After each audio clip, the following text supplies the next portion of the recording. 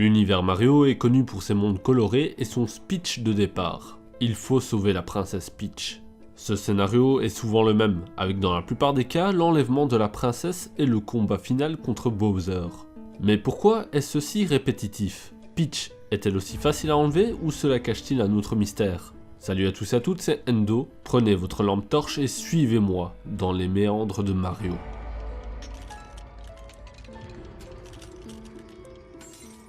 L'idée et la définition de l'enfer ont beaucoup changé à travers les époques et le support utilisé. Dans cette théorie, l'enfer serait un lieu dans lequel l'âme serait amenée pour être punie d'un péché qu'elle a commis, sous forme de boucle temporelle. Cela expliquerait donc pourquoi Mario vit inlassablement souvent le même schéma d'aventure. Les questions que vous vous posez sûrement sont les suivantes. Que diable fait Mario en enfer? Quand et comment est-il mort? Et quel crime a-t-il commis pour y finir?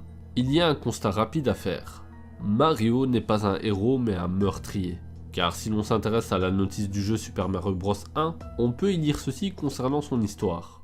Un jour, le royaume du paisible peuple champignon fut envahi par les Koopas, une tribu de tortues reconnue pour sa magie noire. Le peuple champignon, tranquille et paisible, fut transformé en pierre, en briques, et le royaume champignon tomba en ruine.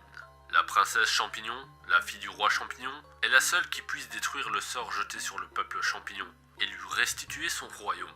Malheureusement, le roi Koopa la tient actuellement prisonnière. Mario, le héros de l'histoire, peut-être, entend parler du sort du peuple champignon et part à la recherche de la princesse champignon pour la libérer du méchant roi Koopa.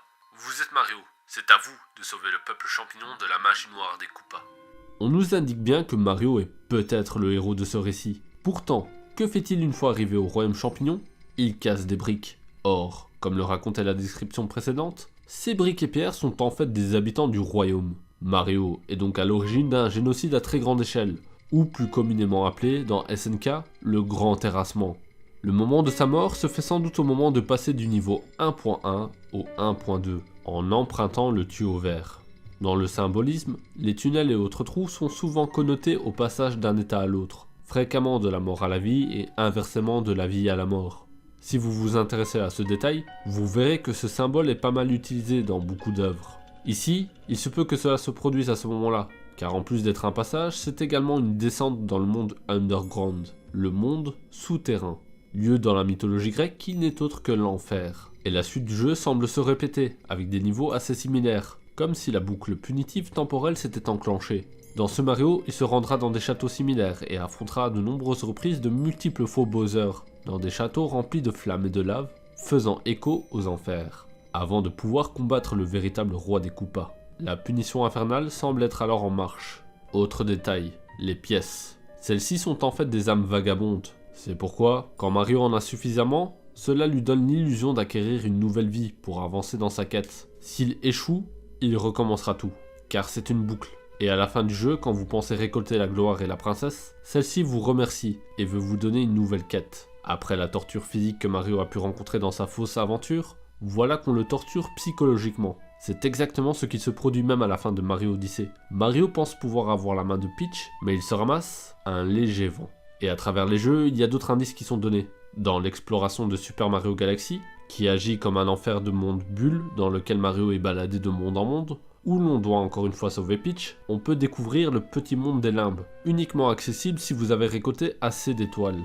Les limbes qui sont un état de l'au-delà, à la frontière des enfers. Dans le jeu centré sur Toad, il y a la présence d'âmes, mais le fait le plus dérangeant sont ses mains apparaissant sur le mur. Et si celle-ci appartenait à Mario, et qu'elle revenait hanter brièvement le Toad pour se venger de son sort.